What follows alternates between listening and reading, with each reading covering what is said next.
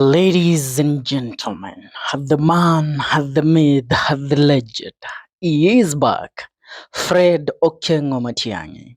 As we speak, Fred Matiangi has touched down at the Jomo Kenyatta International Airport today from his work where he has been working for the last 2 years in North America, where he has been working for the World Bank.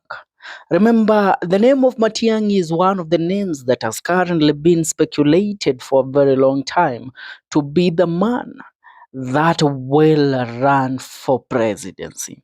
Now, remember, the return of Matiangi is going to set shockwaves in the country on how the politics of the republic are going to take shape starting now, because Matiangi was the only presidential candidate or aspiring presidential candidate that was out of the country. According to pictures that we are receiving right now from one Jeremiah Kioni, the Secretary General of the Jubilee Party, they show a happy Matiangi being received by the Kisii elders together with some of his friends, including the Kisii Senator, Bwana Richard Onyonka. He is among those that are receiving Matiang'i at the Jomo Kenyatta Airport as we speak. And Jeremiah Kioni has had a caption in regards to Matiang'i's return, and this is what he says. And he says this: "It's all system go. Hashtag Mbele Pamoja." Now that is the message of Jeremiah Kioni as Fred Matiang'i returns. It has been a very hidden event on the return of Fred Matiang'i. Yes, we had intel about his return, but one thing that they didn't tell us is that they didn't open up to us on the time that Matiang'i will be arriving in the country, because a lot of people and a lot of media presence should have been at the Jomo Kenyatta International Airport awaiting the arrival of Fred Matiang'i. But it seems only KTN was there to receive Fred Matiang'i today. Now remember, the return of Matiang'i is going also to revive some certain aspect in terms of politics in the country, where we have all heard that about 14 charges have been drummed up by the DCI awaiting the return of Matiang'i so that he will be summoned to answer to these charges.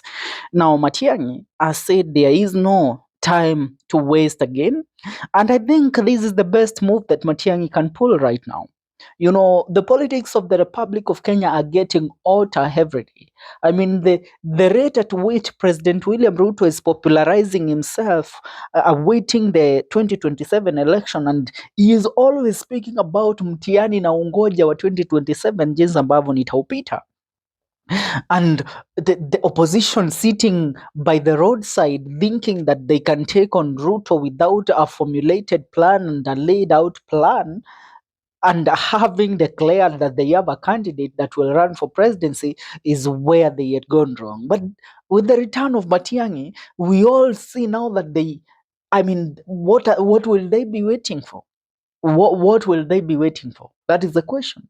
Watakuwa wakisubiria nini kama hawataweza kupeana mwelekeo ya kwamba, you know what, this is the path that we are taking and these are the people that we are taking this path with, so this is our presidential candidate. And we all know Matiang'i is a very competent leader. He is a man. Matiang'i is a technocrat. He is a bulldozer. You can't compare him with other people in the political arena, more so those that are in the opposition in the opposition pact, led by Akina Kalonzo Musyoka. Kalonzo Musyoka, those are the weaklings that you can't give them to compete against President William Ruto. William Ruto is a man that understands politics, and when it comes to defending what is, the man is a ruthless bulldog. He defends it with the whole of his life. So he deserves somebody with the same energy and the same spirit of fighting when they know what they are fighting for. And that, I bet the best person that befits that role is Fred Matiang'i. Regarding Gachagua, we all know, yes, he is a fighter, but one thing Gachagua can't do is that he can't fight for being the presidential candidate, yet we know that he still has a case to answer in court. Are we together? Now, when we look at this, the return of Matiangi at the airport today, we expected Rigathi Gachagua to be there. We expected Kalonzo Musyoka, Martha Karua, Eugene Wamalwa, and all other people affiliated to the opposition. But they have all taken a backseat. Matiang'i was welcomed by none other than uh, Jeremiah Kioni, the Secretary General of Jubilee, and the Senator of Kisii County, Richard Onyonka. So, should we still believe that the opposition is still intact, and that they, when the time comes, they will pick one candidate to go forward with ahead of the 2027 general election?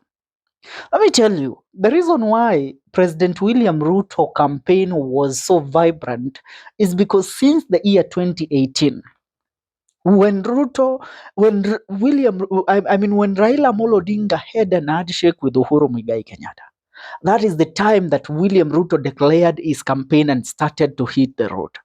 We all knew since 2013 that after Uhuru was elected, 10 years later, we will have William Ruto as the presidential candidate.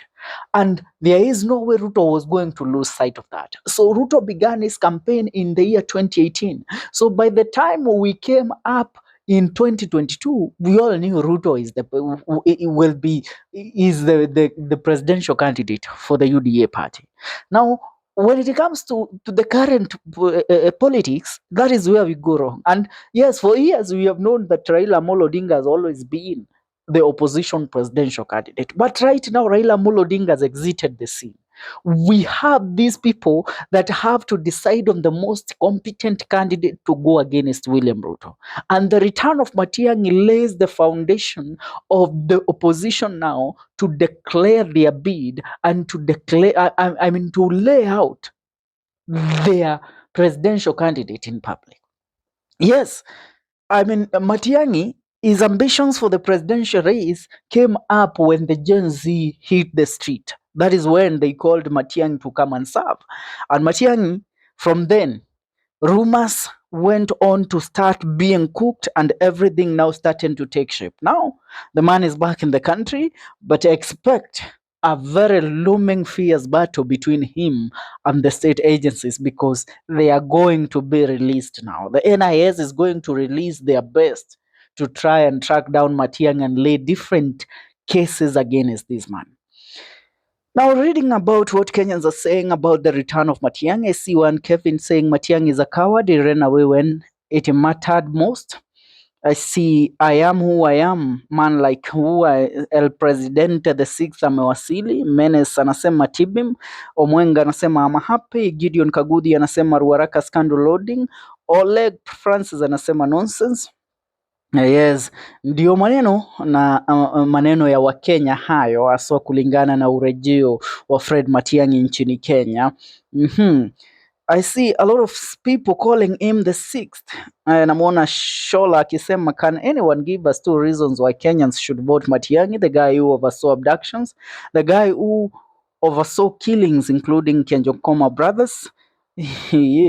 And tell us why we should vote William Ruto, the guy who oversaw. Hata siwezi taka nashindwa hata kuadidia. Matiang'i is back. Moshimbili anasema we don't have a working IEBC, lakini mnataka watumie pesa yao kidogo to start a premature campaign. Wewe chagua tu Matiang'i wako that has also not done any campaign except getting back of some other corrupt politicians. Namwona Shadrack akisema who between hatutaki magasia kama wewe. A lot of matusi bwana. What are you people holding against Matiang'i that we don't know? For now, that's what's up. Tell me what you think about the return of the bulldozer, the man, the legend, the man himself, Fred Okengo Matiang'i. Leave a comment on the comment section. This is the Kenyan Daily. Have a lovely night.